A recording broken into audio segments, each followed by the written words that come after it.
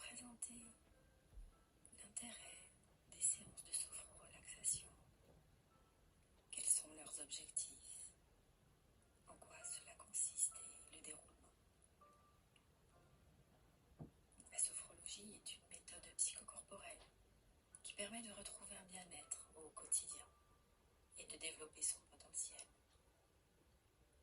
Conçue par le neuropsychiatre Alfonso Caicedo, cette méthode thérapeutique est inspirée des techniques occidentales et de pratiques orientales. Elle est également utilisée comme technique de développement personnel et elle s'inspire d'autres concepts thérapeutiques ayant fait leurs preuves, comme l'hypnose, la psychanalyse, la relaxation progressive, le yoga, le bouddhisme tibétain, la neurologie et les thérapies brèves. Cette pratique alterne des temps d'exercice et des temps de verbalisation des ressentis. L'une des idées principales est que le patient détient la solution à ses problèmes et que le thérapeute est là pour l'aider à puiser dans ses ressources pour l'amener à solutionner ses problématiques. Les objectifs et les moyens de la sophrologie sont nombreux. C'est une technique psychocorporelle destinée à développer la conscience d'un individu à travers l'écoute de ses ressentis et lui permettre de développer son potentiel, d'améliorer sa condition en cas de troubles de santé.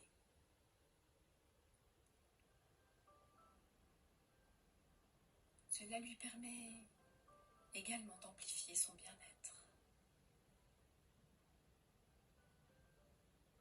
Pour améliorer sa condition ou son bien-être, l'individu doit être en action et doit prendre conscience de son état interne, de ce qui est bon pour lui et des moyens dont il dispose pour y parvenir. Les exercices de sophro-relaxation favorisent ces prises de conscience successives, notamment en nous connectant à nos ressentis profonds et parfois cachés. Cela nous permet de percevoir la différence entre ce que l'on ressent réellement et ce que l'on pense ressentir. Ce schéma de processus d'amélioration de soi est un processus par lequel on identifie son état interne afin d'identifier ce qui est bon pour soi et d'identifier ses ressources. Les exercices de sophro-relaxation nous permettent d'apprendre à nous détendre pour prendre de la distance avec nos émotions et tous nos a priori sur ce qui nous arrive, mais aussi sur nos pensées automatiques. Et elle apprend à nous concentrer sur l'écoute de nos ressentis. C'est la combinaison de ces deux intentions qui optimise les prises de conscience. Le processus sophrologique se déroule donc en deux temps. D'abord, la détente du corps et du mental, puis la concentration sur l'écoute des ressentis. C'est donc la détente puis l'écoute de nos ressentis qui nous amène à une prise de conscience. Pour cela, la sophrologie utilise 3 procédés pour amener à la détente et favoriser l'émergence des ressentis. Tout d'abord, l'outil principal est la respiration contrôlée, la détente musculaire et la suggestion mentale. La respiration contrôlée est directement inspirée du yoga. C'est une respiration consciente et volontaire. Elle existe sous de multiples combinaisons, en fonction des rythmes et des voies respiratoires utilisées. La respiration contrôlée permet d'améliorer l'oxygénation du corps, d'éliminer du gaz carbonique, de favoriser la concentration et de faciliter le contrôle des émotions. En sophrologie, on privilégie la respiration abdominale car elle est plus profonde et régulière que la respiration thoracique. Elle permet également d'agir sur le système nerveux central. Puis le deuxième outil est la détente musculaire. La détente musculaire est issue de la relaxation progressive de Jacobson. Cette détente musculaire est engendrée par des contractions puis des relâchements volontaires des chaînes musculaires. Elle permet de prendre conscience de ces tensions et de les diminuer. L'activation volontaire des muscles permet également d'éliminer le surplus de glucose produit par le froid en cas de stress et facilite ainsi le retour du métabolisme à son fonctionnement normal. Le tonus musculaire est directement sous le contrôle cérébral et il existe une interdépendance entre le degré de tension musculaire et le degré de tension psychologique. Activer volontairement le relâchement musculaire permet ainsi de générer également un relâchement mental. Le schéma du processus de la détente musculaire est une succession de contractions musculaires, puis de relâchement et de ressentis de détente corporelle et mentale à la suite de ce processus de contraction-décontraction. Et cela se fait avec la respiration contrôlée.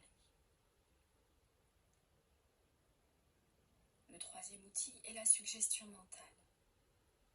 La suggestion mentale est inspirée directement de l'hypnose et des méthodes de PNL. Elle permet la visualisation positive d'images, de souvenirs ou de situations futures afin de créer, de se remémorer des ressentis agréables.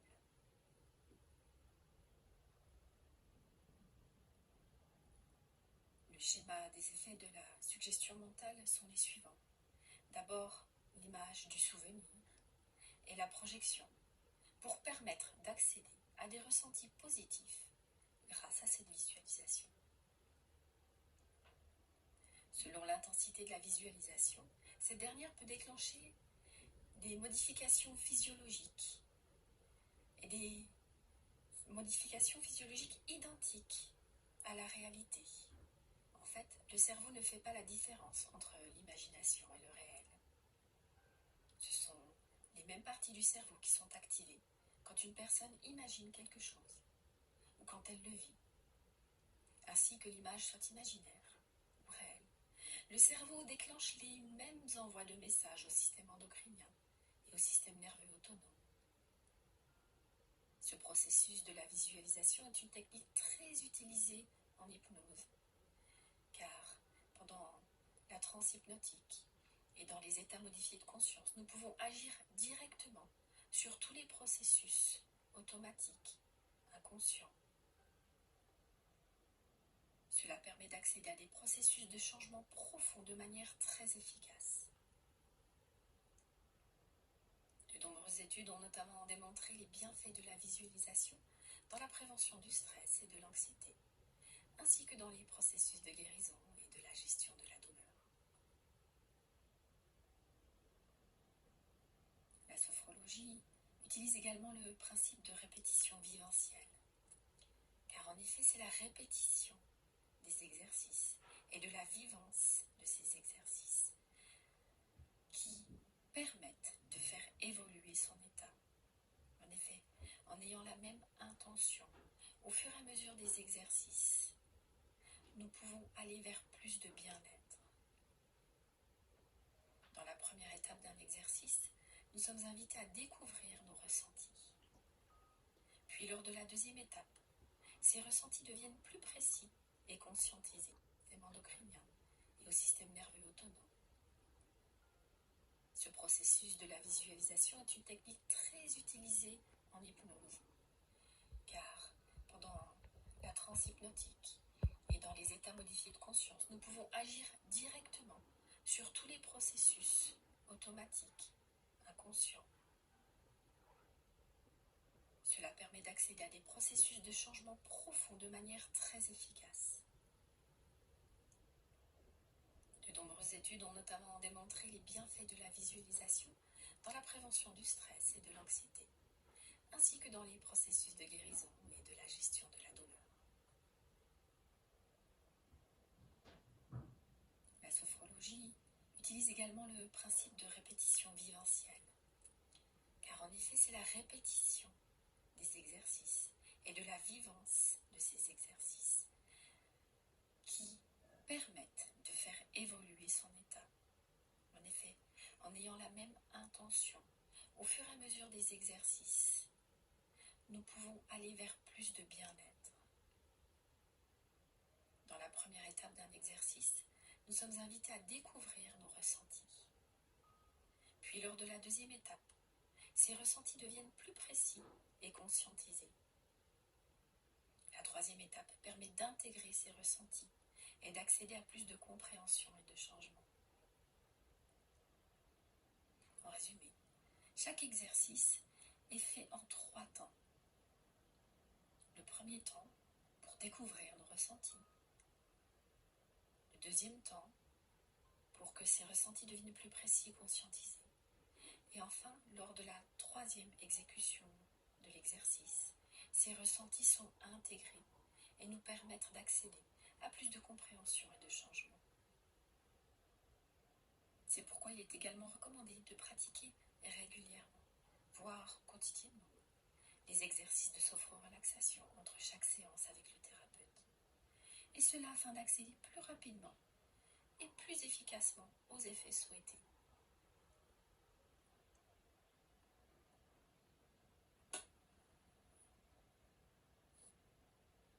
La sophrologie est donc une méthode psychocorporelle qui permet de retrouver un bien-être au quotidien et qui permet de développer son potentiel en développant la conscience de soi. Car c'est à travers l'expérience corporelle que l'on comprend mieux. On comprend beaucoup mieux qu'à travers la conscience intellectuelle. En effet, nous pouvons vivre les choses de l'intérieur pour accéder à la connaissance de soi. Et cela permet également une harmonisation du corps et de l'esprit. C'est un travail qui se fait dans le corps et qui passe par le corps. C'est en faisant l'expérience du corps qu'on acquiert des prises de conscience et qu'on accède à certaines compréhensions pour comprendre comment on fonctionne physiquement, comportementalement et émotionnellement. On peut donc développer la conscience de soi avec des exercices de sophro-relaxation dynamique. Car c'est grâce à la conscience des choses qui se passent en nous et des choses qui se passent dans notre environnement qu'on peut avoir davantage de pouvoir et de contrôle sur ce qui nous arrive, sur nos émotions, sur nos sensations, nos pensées, nos comportements automatiques. En bref, sur tous nos fonctionnements physiologiques, psychiques, sociaux et émotionnels. Grâce aux exercices de relaxation dynamique de la sophrologie, on dynamise notre capacité à être conscient de ce qui se passe en nous. Sensations, pensées, émotions, comportements.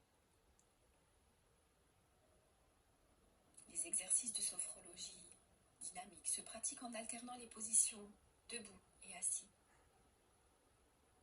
Ils permettent donc d'être à l'écoute de ce qui se passe en nous. Il s'agit surtout d'être en état d'observation, sans jugement, sans a priori et sans attente. Juste être dans l'accueil de ce qui se passe en soi, tel quel, avec un regard neutre. Il s'agit de réduire l'écart entre ce qui est vécu de l'intérieur, la réalité objective, et la réalité subjective, nos projections et interprétations de ce que l'on vit, de ce que l'on croit vivre. Il s'agit de porter notre attention sur les sensations, les réactions corporelles, mais aussi les pensées, les émotions, les sensations. Il s'agit donc de prendre conscience de ce qui se passe en nous. On les nomme exercices dynamiques parce que l'on bouge physiquement, mais aussi parce que ça bouge à l'intérieur de nous, dans la conscience. Dans une prochaine vidéo, je vous expliquerai le déroulement d'une séance, ainsi que toutes les étapes